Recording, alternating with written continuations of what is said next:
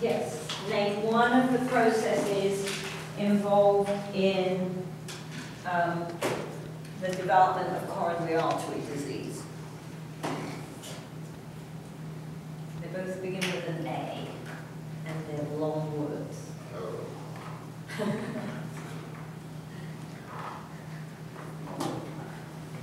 You spell it wrong when we get it wrong? No, spelling isn't part of the test. All right, number 2. Give A, one choice of intensity measure for aerobic training.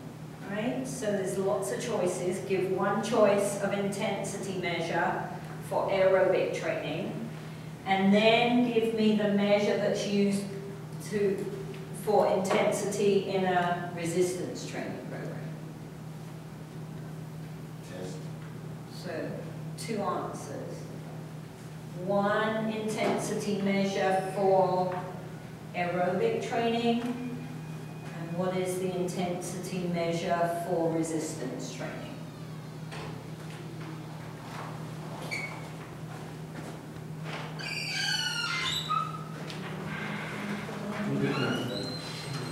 Question 3. Periodization be used for aerobic training? Can periodization be used for aerobic training? Yes.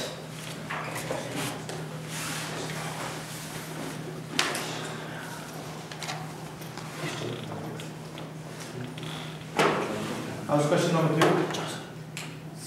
All right, make sure your name is on it, pass it off with your neighbour.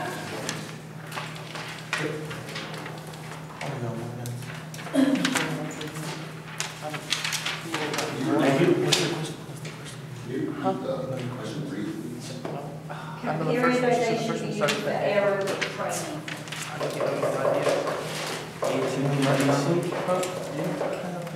Jonathan, can you swap with Joseph?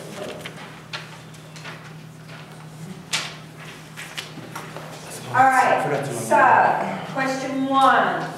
One of the processes involved in the development of coronary artery disease, you could have either atherosclerosis or arteriosclerosis. Spelling is not required to be absolutely correct, but it does need to be somewhat All right. Give one choice of intensity measure. So on question 2, you've got a half for the aerobic intensity. That could be percentage heart rate max. Okay. Could be percentage VO2 max or Carbonen heart rate reserve. Could be RPE Borg scale. Could be METs. Any of those would get you half a point. Right? Lots of different options. You said Yeah. METs. Yeah. Oh. Alright, and B, the measure of intensity for resistance training is percentage 1RM.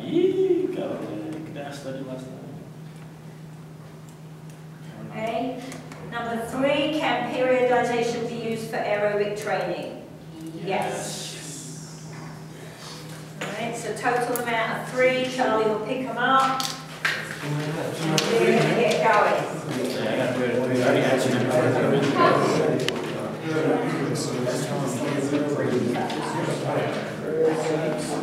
Alright, so I'm in the process of trying to tweak this lecture. So I'm going to be jumping around a little bit on the slides, so I apologise for that. I haven't had a chance to do all the changes that I wanted. So,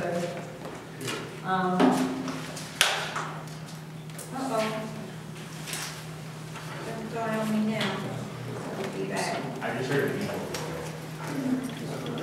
All right. So, the prevalence of cardiovascular disease has somewhat improved. Deaths from cardiovascular disease in were about 50% of the deaths in the country were due to CVD. And in 2004, we were down to about 36.3%. That still represents about 1 million people dying and about 1 death every 37 seconds in this country. So it seems like it's improving, but we're still talking about a large number of people, right? In 2012, there was some data that suggested, although we had 61% of adults who had good health, at least 11% were suffering with some version of coronary cardiovascular disease, right? If you have a look on page 374, there's a nice pie chart there that gives you all the different versions of cardiovascular disease. Where is that? So you can see coronary heart disease is about 52%, strokes are about 17, heart failure is about 7. So we've got several different things to look at here, right? The decline that we're seeing with cardiovascular disease is due to a couple of different things. We've had some lifestyle changes since the 70s. In the 70s, almost everybody smoked, right? It was cool, it was considered elegant. Cigarettes were very cheap and readily available, so a lot more people smoked in the 70s than they do now, although it's difficult to believe that in Portalis. If you look at the country as a whole, actually smoking has gone down quite a lot. You don't really see it here, a lot of people still smoke here, but people are a little more aware of nutrition and what constitutes good nutrition. Some people are more aware of the fact that if they exercise, that's a healthy option for their lifestyle. So we are seeing some changes in behaviors that have fed into the drop in death. Also, we've got way improved medical scenarios. We're better at diagnosing the problem before it becomes lethal.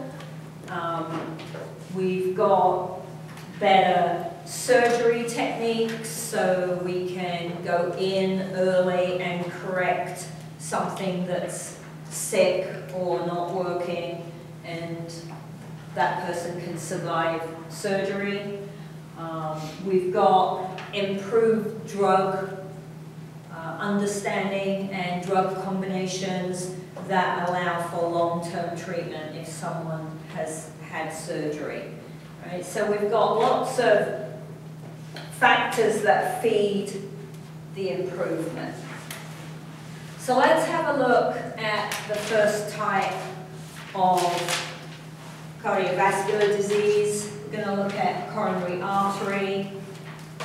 And coronary artery disease, if you look at this diagram here, here's the aorta, and branching off the aorta, the left coronary artery and the right coronary artery. So the two big fat ones that initiate the blood supply to the cardiac muscle. Remember that we said way back in the semester that the heart does not get its oxygen and its nutrients from the blood that's inside, that it's pumping, that it has its own artery network.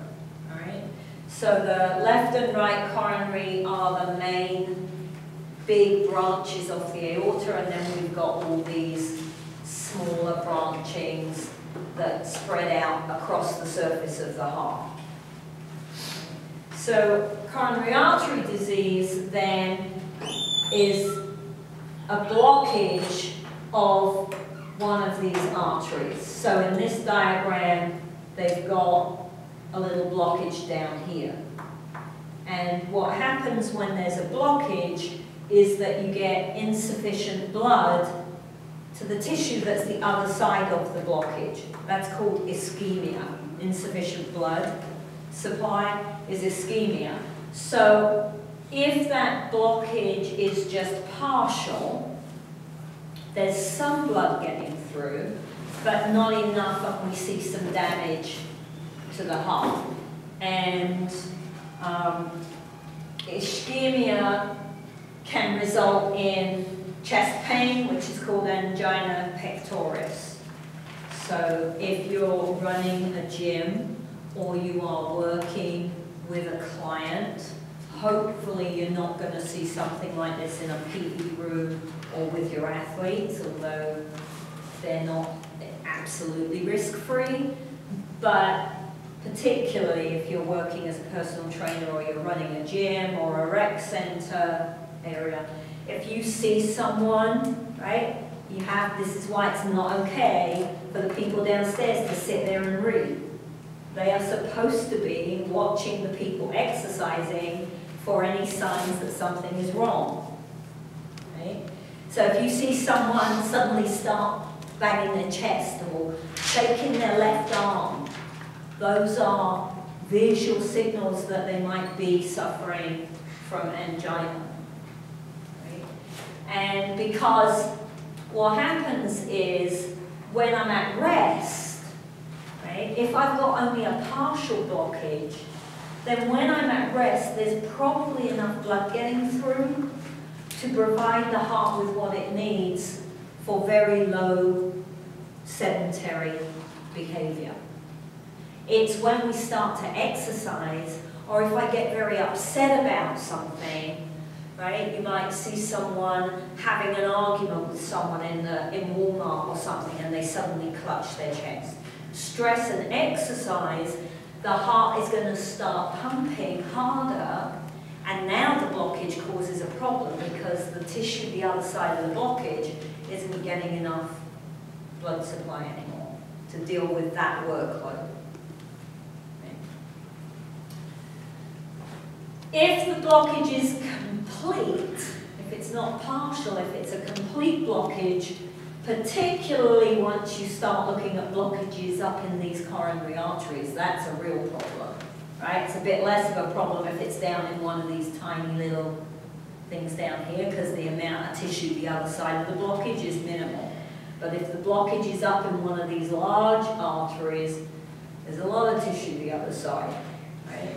So a complete blockage, or a very close to being complete, can lead to a heart attack, and the fancy term for a heart attack is myocardial infarction. Right? And what happens there is that now the tissue the other side of the blockage is getting no nutrition, no oxygen, and the cells start to actually die. And so then the heart can't contract, and we have a heart attack. Right? Atherosclerosis is the narrowing of the artery due to plaque formation. So this is my blockage part, right? And then arteriosclerosis is the thickening of the walls, and as they get thicker because of the plaque is not elastic, plaque is hard. So then the artery walls start to stiffen and become hard. And that's arteriosclerosis. Okay. Historically, we have thought of these as being adult diseases, adult issues, adult health problems. But we're actually starting to see the beginnings of these diseases in young children and teenagers. So that's a problem because typically they take a while to develop. Right? You'll see later most people that die of this are old because this doesn't happen overnight. Right? This is a progressive problem that gets worse and worse and worse. unfortunately, we're seeing the start of it in children who are 5 and 6. Right? They're starting to see fatty streaks in the bloodstream and on the arteries, and that is the start of a very slippery slope. So that's not, you know, by early 20s, we're seeing plaque formation in people who are not healthy. Shouldn't be seeing plaque formation in anyone until they're old. Right? So it is a problem. Some element of coronary artery disease is genetic, so if you have a family history. But a lot of this is lifestyle dependent, so we'll come back to that idea in a minute. Just to give you a bit of a visual, they've got a nice box in your textbook now. They've expanded the description and explanation of what is going on with plaque. All right. Initially, plaque is a white blood cell reaction, well, not the plaque, but the initial problem is a white blood cell reaction to damage on the inside wall of the artery. So that causes an inflammation response on the wall of the artery, and the white blood cells attach to the inflammation, to the damage, to try to fix it. Well, that would be a good thing, except it all goes wrong at that point, and they turn into a different kind of cell that actually starts eating away at the wall and cause more damage. And then once there's more damage there, it's very easy for cholesterol to get caught and other things to get caught, and we start to see the development of the plaque on the wall. Plaques have a covering over them. Some plaques are more susceptible to rupture. Some won't rupture. Depends how thick the covering is. And if they don't rupture, but they keep getting bigger, then eventually they'll block the artery. If it ruptures, that can be a bad thing, because the rupturing can lead to a blood clot, which is called a thrombus. And the blood clot then can shift off in the bloodstream and get stuck somewhere else and cause a blockage somewhere else in the body. Right?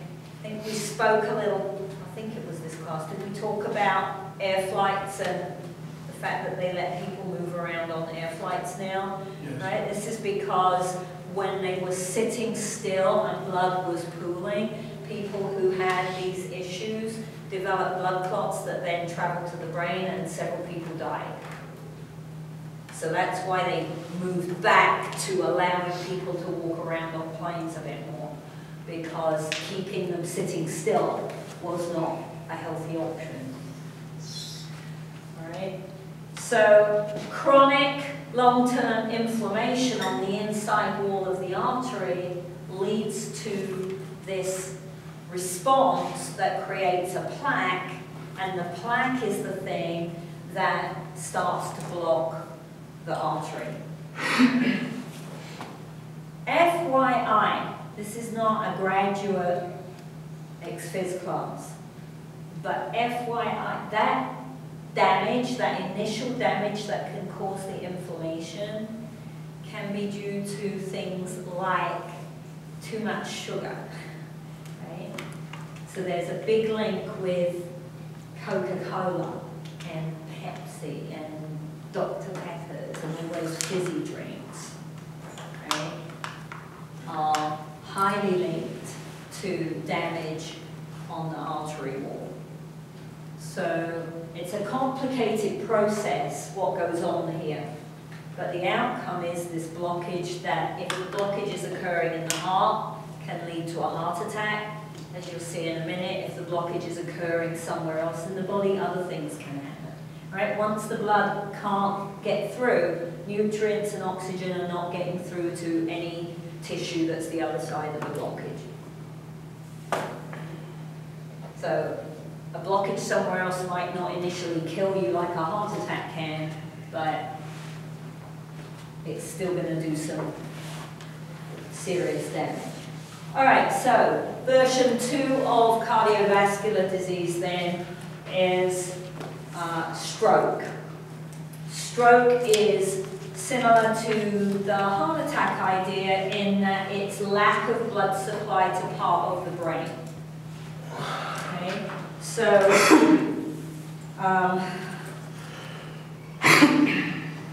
where the blockage occurs will impact what the outcome of the stroke will be. Right? So which side of the brain is the blockage? Where in the brain is the blockage? Strokes don't always, we tend to think of strokes as things that, you know, someone's going to lose the use of their arm or their face muscles. Not always. Okay. So we have a couple of different types of stroke. The most common, about 85% of strokes, are due to this ischemia, some form of blockage in one of the vessels in the brain. All right? The blockage could be atherosclerosis. It can also be a thrombus. It can be a blood clot. If the blood clot has been formed somewhere else in the brain, in one of the cerebral vessels, it's called a thrombosis. If the blood clot has traveled from somewhere else in the body up to the brain and now is blocking a vessel in the brain, it's called an embolism. So you'll hear those two words. Right? The stroke was caused by a thrombosis, or the stroke was caused by atherosclerosis, or the stroke was caused by an embolism. Embolism is the same as is still a blood clot, it's just one that's traveled.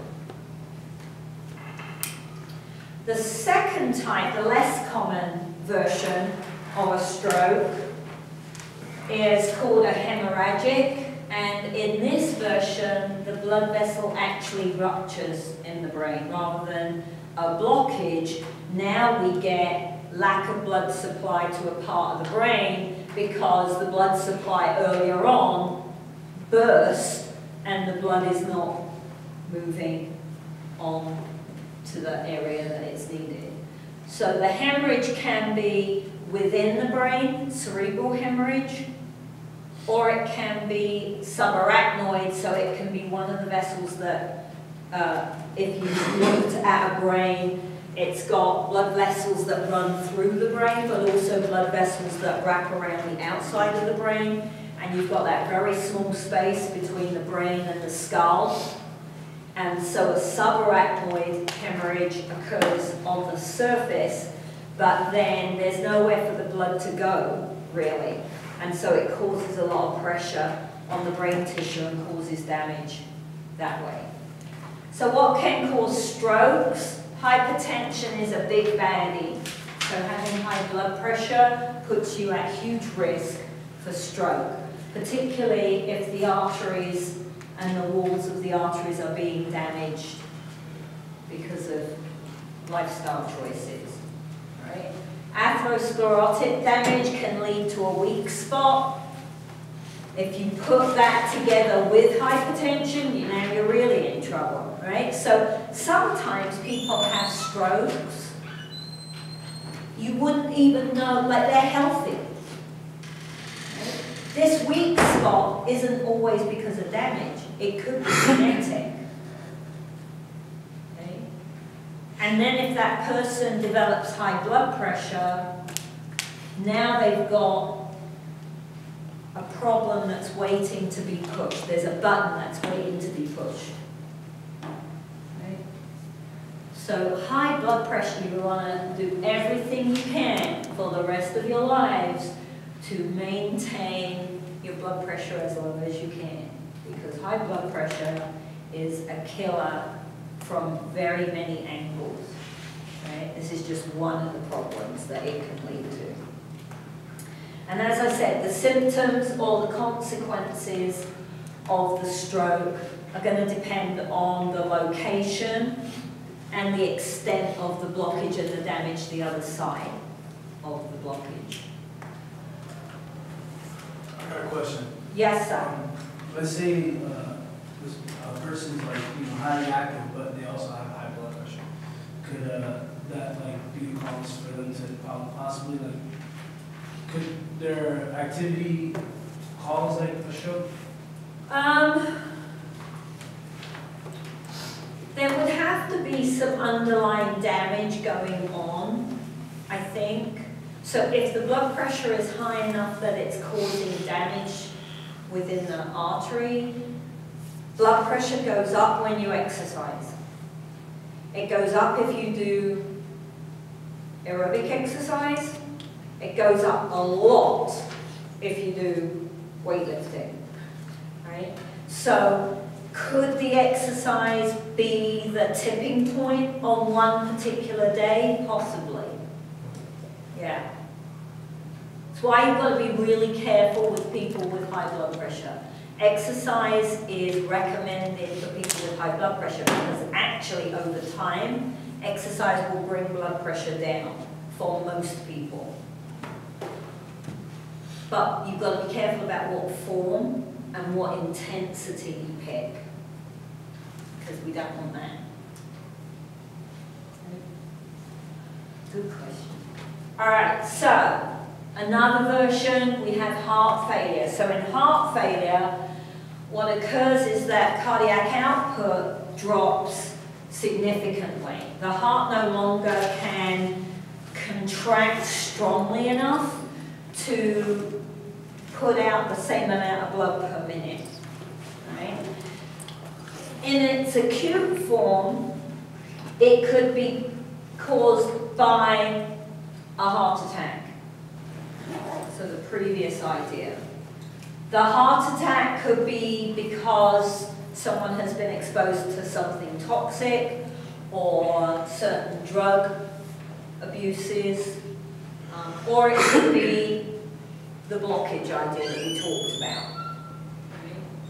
And so I have a heart attack that doesn't kill me, but it does enough damage to the heart muscle that now I'm having trouble squeezing hard enough, and so cardiac output drops down. If cardiac output drops down, VO2 max will drop down, my ability to maintain long exercise will be less. Right? Chronic heart failure, which is sometimes called congestive heart failure, is caused by chronic hypertension. So this is not, it's not, I had a row with my wife and my blood pressure is through the roof. That doesn't cause heart failure, right? That's a one-off, hopefully, instance, right? It's ongoing. So I'm in a job that every day makes me stressed. Every day. And my blood pressure rises and it stays high over a long period of time. Okay? Multiple minor heart attacks. Heart attacks are funny little so-and-sos. You can have a heart attack in the middle of the night while you're asleep and wake up and not even know you had a heart attack, right? Depending on which artery, if it was one of those little tiny arteries that didn't lead to very much tissue, you can have an infarction and wake up and be absolutely fine and not know it happened. Right? So, fine is a relative word, of course, because if you have lots of those little ones, then eventually enough damage occurs that your heart can't maintain contraction. There are also certain viruses that attack heart muscle. So those viruses can cause heart failure because, again, they prevent the muscle from being able to contract strongly enough to maintain cardiac output. When you talk about viruses, I know that some people say that a virus, like if you get a tooth, an infection in your tooth, can it lead to that? Yeah, in the gym, we always used to have to keep an eye out because in gymnastics you rip your hands to shreds on the bars. If you get an infection, and in fact it's a good tip for anything actually, if you get an infection and you start to get a red line, you need to see a doctor. Because once the red line gets to the joint and into your thorax, now it's close to your heart. That doesn't happen a lot. I mean, it's relatively rare. But you know when you get like a scratch or a cut and it's red, as long as it stays red around the scratch or the cut, that's fine. But if it starts to develop a line, that's when you want to start being concerned. Are most infections that are towards the heart from your mouth? I don't know. There is a particular, and I can't think of the name of it off the top of my head, there is a particular virus that attacks heart muscle. But I can't think of the name of it. But that's, again, that's not, you know, I mean, you don't see cases of that very often. The mouth, I mean, it makes sense because it hasn't got very far to travel to be within the body. You know, from here to here is not as far as from here.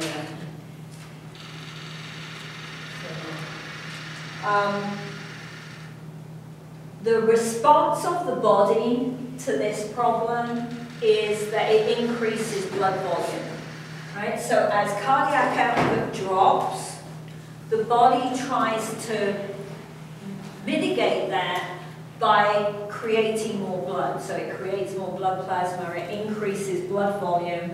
The problem with that is the heart's already damaged and now it has more work to do because there's more blood to pump, and we start to see pathological hypertrophy in the heart. So when we were looking at aerobic work, we said that the left side of the heart increases in size because of the positive response to the aerobic training, right? But hypertrophy can also be pathological because it can be caused by hypertension or by heart failure.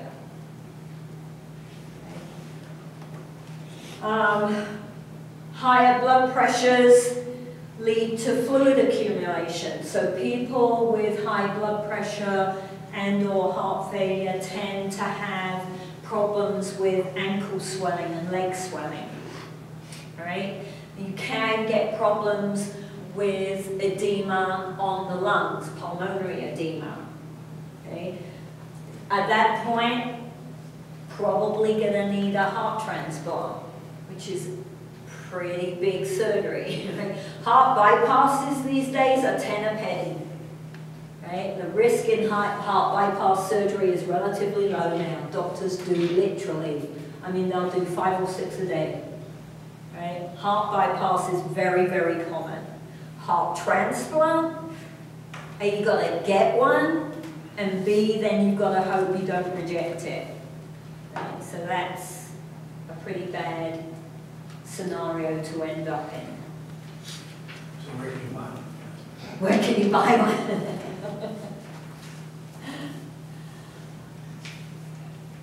Yeah, it's you know, it's sad, but it's one of the good things that can come out of a car crash or something, right? If you're smart enough to carry a donor card, you could save someone else's life. You're dead anyway, so it doesn't make a lot of difference. So it's a personal choice, but I would encourage you to think about it at least.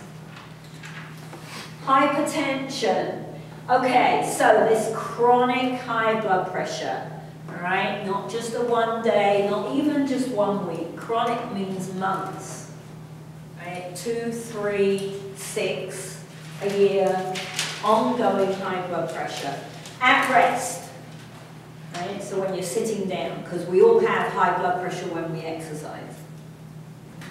So chronic high blood pressure, to be hypertensive, means that you've got systolic pressure that's equal to or greater than 140 over a diastolic that is 90 or higher.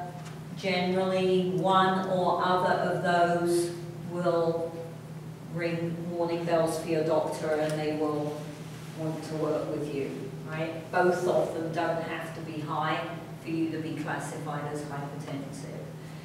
Once you've got that high blood pressure, now your heart is having to work a lot harder. Remember, when it contracts, the left ventricle has to push the blood out into the aorta. It means it has to get through the aortic valve, and the blood pressure in the aorta is the highest in the whole body. So it has to work very hard to squeeze that blood out against that pressure and get it through the valve. It's like trying to open the door in the arena when the wind is blowing the right way, right? You literally can't get the door open and get out the building. Exactly the same thing.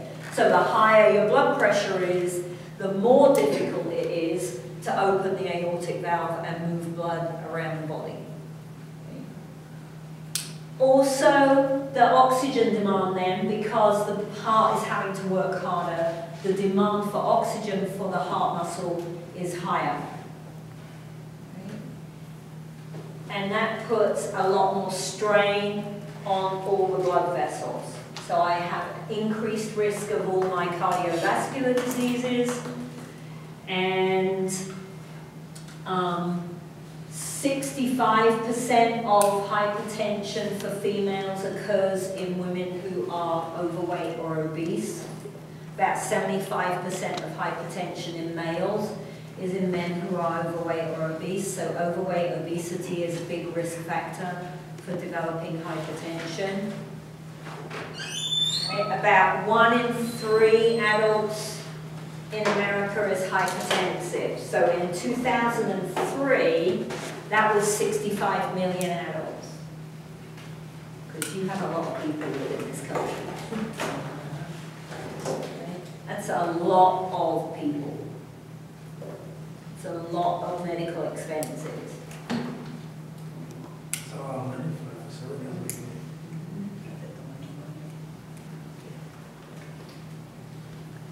So this little table just kind of summarizes your classifications for hypertensive. If I'm healthy, then I'm at little risk.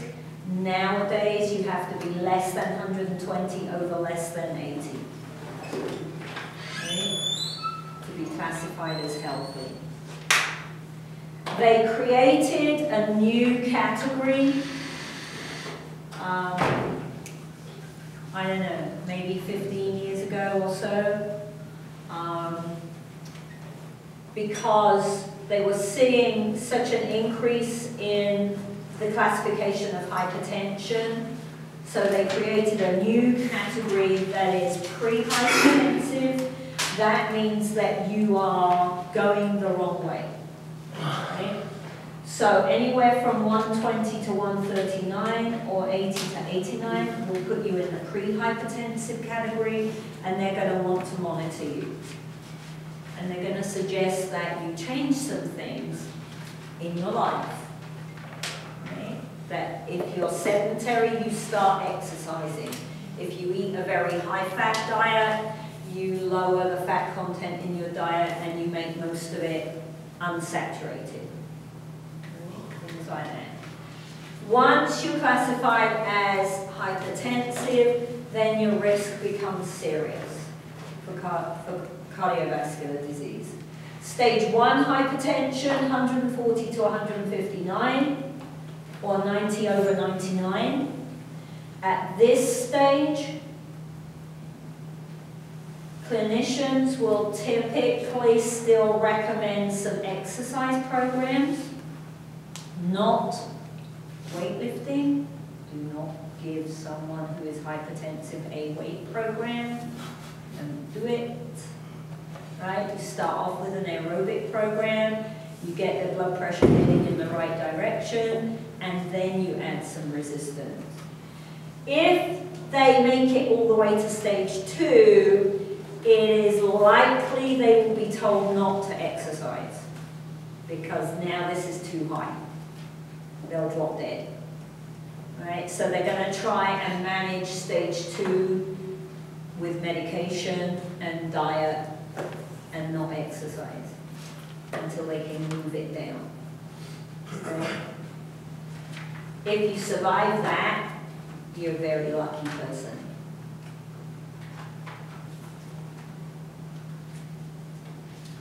Okay, let's see. We've got, let me drop over to the other.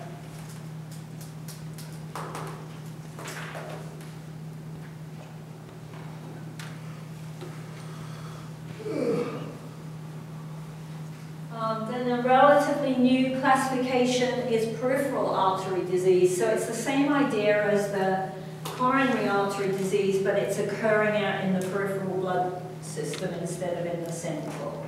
So in my arms or in my legs.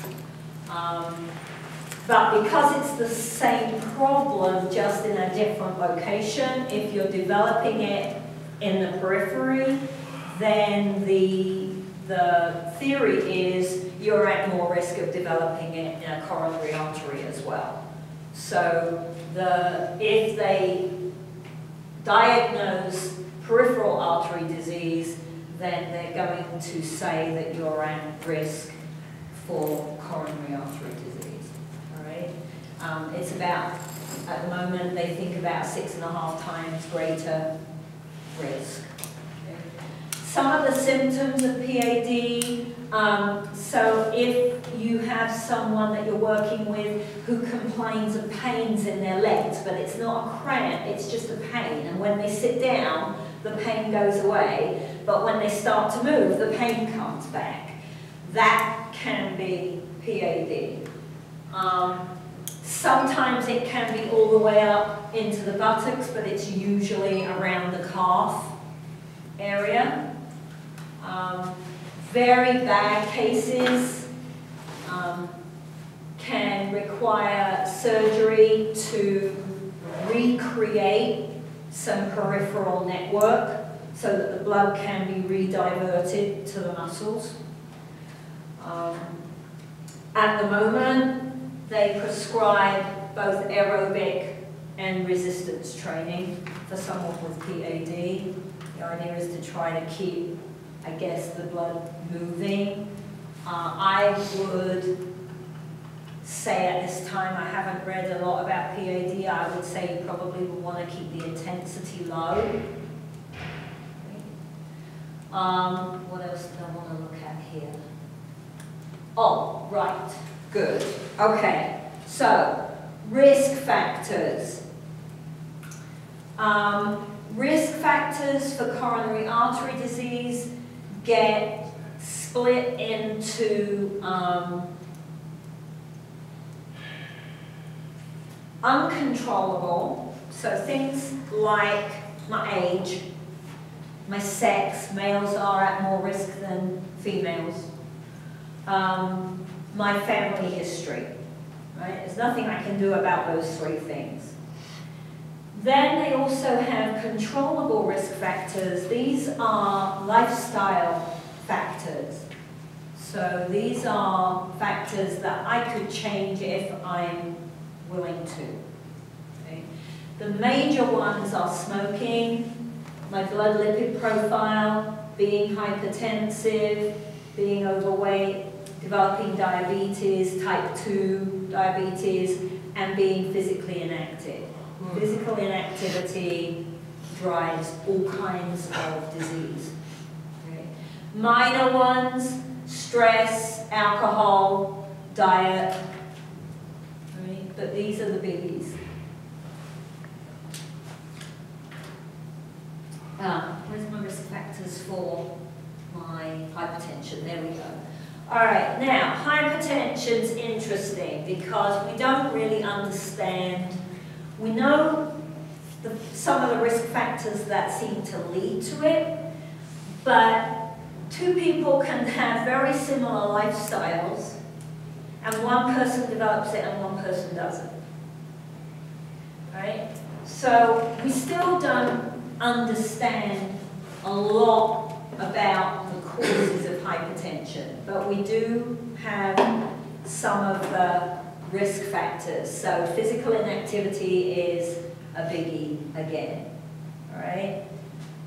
Some people are sodium sensitive, not everybody. So I can remember my grandmother saying, "You shouldn't put so much salt on your food, Sarah, it will give you high blood pressure." Now my blood pressure is like through the floor, and I can stick my finger in the salt pot and suck on my finger. So I just am not, I'm lucky, I just am not sodium sensitive. Other people can't use salt at all because it increases blood pressure straight away, right? So, tobacco products, excessive alcohol, a little bit of alcohol is actually quite good. Unfortunately, not quite enough for me, but 1 glass of wine is okay. 2 or 3, probably not so good, but 1 beer is good. Right? For a girl, 2 beers per dime has actually been shown to be quite good for hypertension and coronary artery disease. Right? Contraceptives can increase blood pressure. Some people respond to certain types of contraceptives. All right, so we're going to come back to, we're going to start at blood lipid profiles on, just double check myself, yes. We'll come back and we'll start with blood lipid profiles on Monday.